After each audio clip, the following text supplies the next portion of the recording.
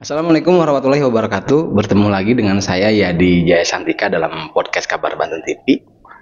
Pertama-tama saya ingin mengucapkan turut berduka cita atas korban gempa Cianjur. Semoga ya korban meninggal dunia diterima di sisi Allah Subhanahu wa taala, para keluarganya diberi ketabahan dan korban luka atau sakit segera diberi kesembuhan. Dan langsung saja hari ini saya kedatangan tamu dari Dinas Pariwisata Provinsi Banten, Ibu Tri Sukesi. Iya. Pemberdayaan masyarakat destinasi pariwisata.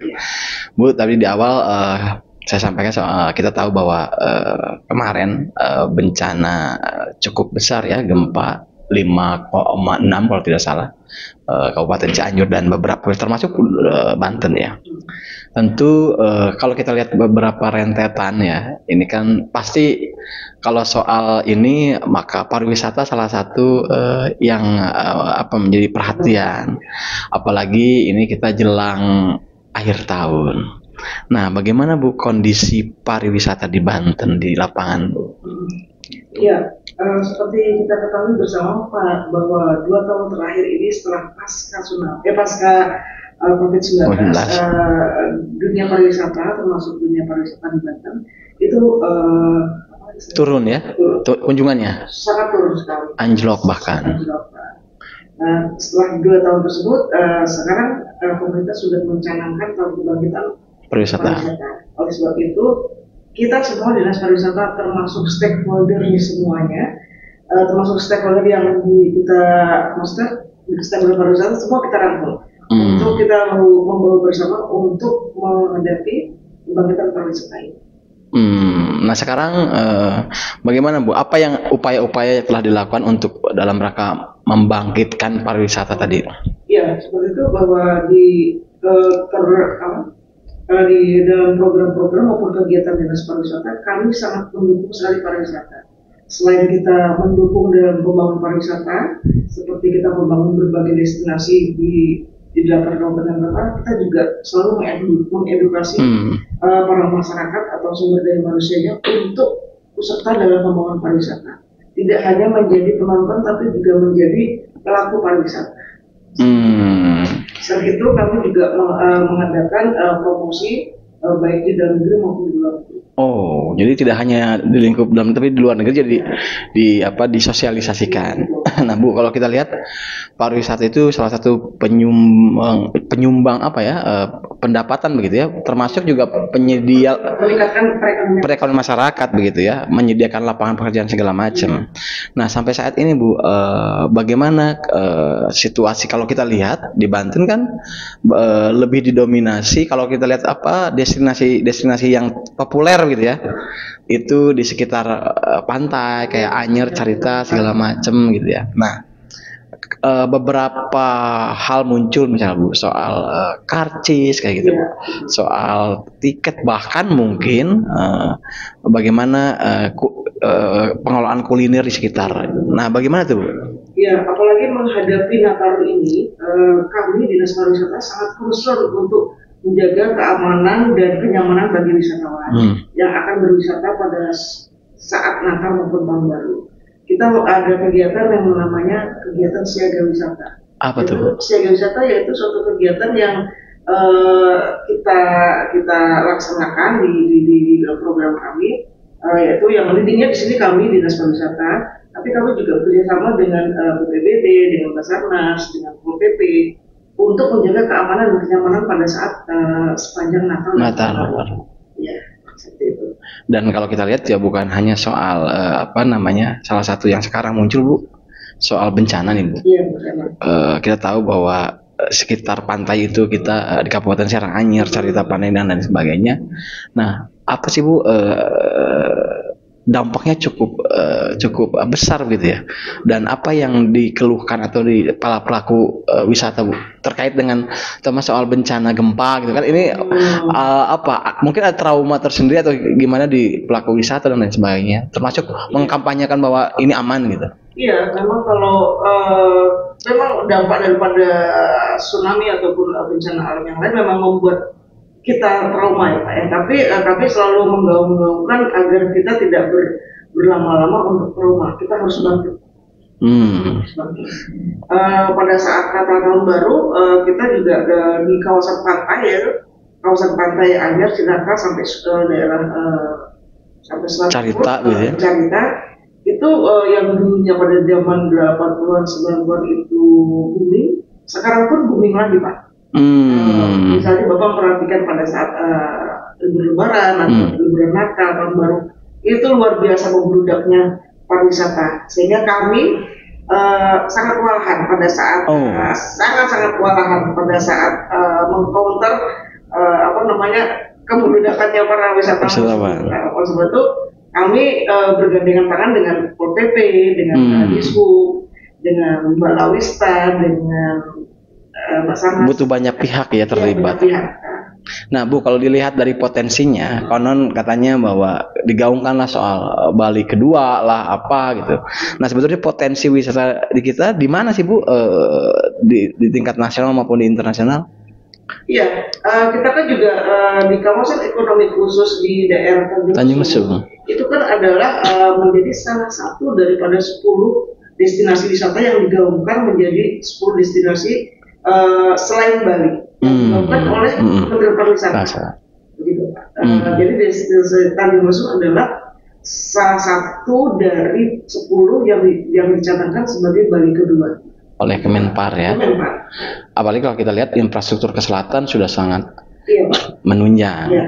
Nah Bu, kalau peran serta masyarakat sendiri Bu, terutama masyarakat di sekitar destinasi wisata seperti apa sih Bu? Ya, kami menilai ya, kalau boleh saya menilai pribadi atau menilai secara instansional, kayaknya memang dukungan dari masyarakat memang masih perlu didorong ya. Masih kurang ya. Semangat untuk membangkitkan pariwisata seperti di Bali itu kurang. Ya, kami dari Dinas Pariwisata tidak henti-hentinya untuk menggaungkan atau mencanangkan program-program agar masyarakat teredukasi dengan baik. Dibuktikan dengan berbagai kegiatan yang ada di Dinas Pariwisata. Kami selalu mengedukasi bagaimana banyak sekali kegiatan-kegiatan yang mengedukasi pelaku pariwisata. Misalnya kalau contoh aja, misalnya bagaimana para barista membuat kopi yang baik, terus bagaimana para misalnya apa sih yang dibuat itu ya? Kuliner. Rumah. Bagaimana mereka melayani para tamu, bagaimana? Sampai ke situ Bu ya? Semua Pak, semua aspek pariwisata kami mengedukasi dalam berbagai kegiatan. Terus bagaimana kita juga mengedukasi para pelaku UMKM. Nah kalau kita bicara tentang tahun baru, Nataru ya, kita tahu bahwa ini adalah salah satu tahun katakanlah orang iya artinya orang kalau dulu kan terbatas karena Covid segala macam, sekarang melandai dan diperkirakan terjadi ledakan begitu ya orang untuk berlibur selama di Natal dan Tahun Baru. Nah tentu persiapannya mungkin lebih dari sebelumnya. Nah kalau kita bicara dari sebelumnya Bu, tingkat kunjungannya rata-rata seperti apa dan dari mana tuh di Banten itu bisa tahu? Kunjungannya itu yang paling meledak itu dari Jabodetabek Pak. Daerah masih tetangga gitu ya. Betul. Dan itu sudah hari sebelumnya Bu atau sepekan sebelumnya segala macam? Iya, 10 hari sebelum hari itu biasanya mereka sudah booking duluan. Artinya bahwa wisata kita punya potensi untuk bersaing dengan sangat potensial. Apa Bu yang jadi tantangan Dinas Pariwisata terutama terkait wisata di Banten? Tantangannya adalah kami terus berbenah diri Pak. Diri dari segi kalau di pariwisata kan ada 3, amenitasnya, aksesibilitasnya, dan satu lagi pelakunya. Pokoknya kami itu sangat mendukung suatu destinasi itu ramah lingkungan, maksudnya ramah lingkungan maupun ramah wisatawan. Nah, berkaitan dengan program nih Bu, dari tahun ke tahun, apa yang menjadi program Dinas Pariwisata dalam katakanlah mendokrak, menyosialisasikan dan bagaimana mengemas wisata kalau kita lihat misalnya Banten punya banyak potensi yang katanya begitu. Nah, bagaimana Bu, kalau kita lihat dari beberapa daerah ada agenda tahunan, ada agenda. Nah, Banten sepertinya belum tuh Bu ya? Ada Pak, kita namanya punya calendar of events. Oh, calendar of events. Jadi kan kita ini Provinsi Banten ini kan tidak berdiri sendiri. Kami kan bukan membawahi ya, tapi berkoordinasi kabupaten kota. Nah itulah kabupaten kota mana event mana mereka yang menjadi unggulan. Kami mengemasnya dengan baik. Mendukung. Dan selama ini Bu, kalau kita dari segi anggaran walaupun tidak semuanya ya, dari segi anggaran maupun personil. Backup lah begitu ya Bu. Backup, ya. Iya, dan kita tahu bahwa Banten dikenal dengan wisata religiusnya ya. Nah, Ibu melihatnya Dinas Pariwisata gimana tuh soal destinasi wisata religi di Banten? Kan Banten lama sudah nah bagaimana mengemas ke depannya gitu? Iya, kami kan itu di Banten Lama adalah wilayahnya Kota Serang. Oh, Kota Serang ya. Kami terus berbicara dengan baik dengan mereka. Kami terus ya kadang-kadang kami juga mendengar selentingan yang kurang baik ya, maksudnya itu juga akan Kota Serang, di sekitar Kota Serang sendiri yang berbicara. Mereka tuh kurang sadar akan wisata ya, dalam arti seharusnya kan itu menjadi pusat wisata religi. Ya.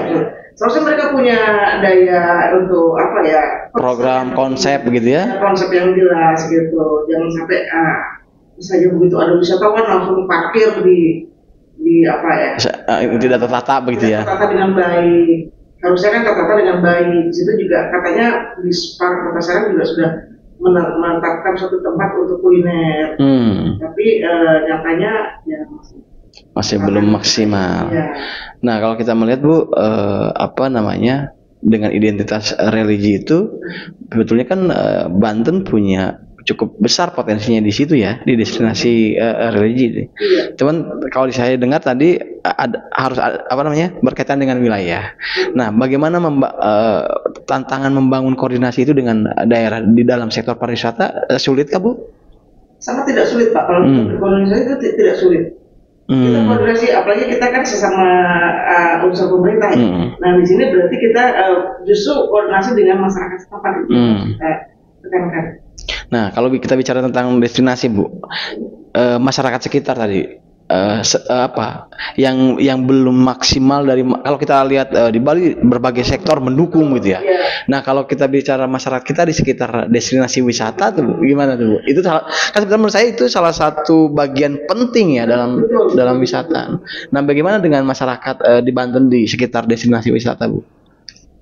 Iya, kayaknya kami masih merasakan adanya kurang sadarnya masyarakat untuk mempunyai kesadaran akan pariwisata. Kan luas sekali Pak kesadaran tentang pariwisata. Kesadaran pariwisata itu bisa bagaimana kita berinteraksi dengan antar sesama. Kita nih sebagai tuan rumah, bagaimana bisa berinteraksi dengan datang, pariwisatawan, bagaimana harus ramah, bagaimana kita menjaga lingkungan supaya bersih, gitu Pak. Gitu kan? Ini berkaitan dengan apa tuh, disiplin nggak? Berarti pemahamannya. Karakter maupun pola pikir maupun mindset maupun tingkah laku kita harus berubah ke arah yang lebih baik. Karena memang karakter itu sangat mempengaruhi wisata. Nah Bu, kalau kita lihat kunjungan wisatawan luar negeri ke Banten cukup besar kan Bu? Kalau data yang mungkin Ibu punya atau Dinas Pariwisata punya? Betul Pak, pertanyaan ini kan saya belum tahu ya. Berarti saya kebetulan yang membidangi data pariwisata itu teman saya. Bukan di sini. Itu biasanya tuh yang datang banyak ke daerah orang dulu itu yang banyak datang ke Tanjung justru.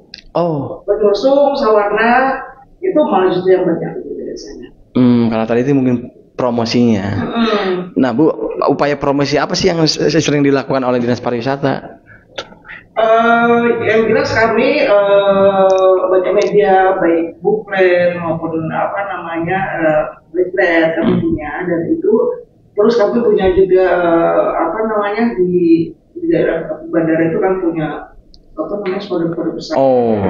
Nah, Di gerbang internasional orang udah tahu Banten potensinya, istilahnya apa aja. Dan juga kalau kami ada event-event yang diundang ke Jakarta ataupun ke daerah lain ataupun luar negeri, kami mengikut sertakan. Oh. Nah, seperti itu. Di agenda internasional juga ikut begitu kita. Nah Bu, paling banyak pertanyaan soal wisata Banten apa tuh Bu? Kalau kita lihat di nasional, gitu kan. Kalau orang tahu, kalau misalnya di internasional orang tahu tanyanya soal Bali, gitu ya. Nah kalau Banten sebetulnya yang paling itu apa Bu? Apakah yang saya dipromosikan adalah Banten itu daerah Banten lama maupun Baduy. Oh, Baduy. Nah, Dinas Pariwisata bagaimana bukan memfasilitasi dalam seperti apa tuh Bu? Karena bagaimana menjaga masyarakatnya? Kami kan unsur pariwisata itu kan kami ada sabta pesona ya Pak. Sabta pesona ada 7 item di situ, dalam rangka kita juga harus menjaga lingkungan supaya tetap back to nature gitu Pak, supaya bersih, supaya tetap lestari gitu, tanpa merusak. Nah itulah unsur-unsur pariwisata di situ. Kami mendukung di situ Pak. Iya. Kami membuat istilahnya kami di situ selalu menempatkan sabta pesona bahwa daerah yang Anda kunjungi ini tolonglah dijaga lingkungan hidupnya gitu loh. Betul. Di sekitarnya. Seperti itu Pak. Oh, karena Bu, apa terakhir mungkin apa harapannya dengan pariwisata menghadapi Nataru, Bu? Apa harapannya dan mungkin himbauannya? Iya. Jadi kami mendukung sekali apabila para wisatawan ingin pergi ke berbagai destinasi wisata di Banten. Kami sangat mendukung karena ini juga akan mendukung perekonomian masyarakat Banten itu sendiri. Dan mudah-mudahan pada saat nanti Natal dan liburan Natal dan Tahun Baru untuk berwisata ke Banten itu kita tetap menerapkan protokol kesehatan apa? Tapi bagaimana kita berwisata dengan baik dalam arti misalnya ya tidak saling ikut pada jalan raya, desak-desakan ya. Desakan ya pokoknya santai lah mau liburan. Santai aja dan banyak sekali destinasi wisata bukan hanya Anyar dan Carita aja, kami sudah banyak membangun destinasi pariwisata mulai dari Banten Utara sampai Banten Selatan. Dan aksesnya juga sudah sangat mudah. Bu, tidak terasa sudah hampir 1 jam dan kita tentu berharap bahwa libur Natal ini juga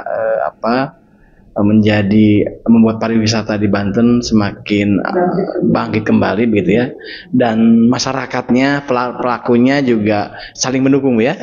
Apa yang selama ini kita dengar hal-hal negatif tidak lagi dengar. Dan banyak sekali hal negatif yang menjadi muncul dalam suasana seperti itu, seperti harga tiket dimahalkan, parkir juga dimahalkan. Itu kami pada saat akhir Natal itu kami kepala dinas maksudnya membuat surat edaran, surat himbauan kepada kepala daerah kabupaten kota untuk menertibkan suasana pariwisata. Ya antara lain seperti itu, agar para pelaku usaha tidak semena-mena memperlakukan tiket masuk, parkir ya. Dua hal itu yang kita dengar ya. Iya. Tiket masuk, parkiran Bu ya. Iya. Baik Bu, mudah-mudahan nanti Nataru berjalan lancar, pariwisata kita menjadi yang paling banyak didatangin gitu ya, sehingga sektor ekonomi masyarakat juga ikut tumbuh begitu ya. Baik, obrolan yang cukup menarik. Kita tahu bahwa pariwisata memang sedang dalam proses kebangkitan pasca pandemi COVID-19 di tengah tantangan yang terjadi. Demikianlah podcast saya bersama Ibu Tri Sukesi dari Dinas Pariwisata Provinsi Banten. Terima kasih banyak. Wassalamualaikum warahmatullahi wabarakatuh. Waalaikumsalam.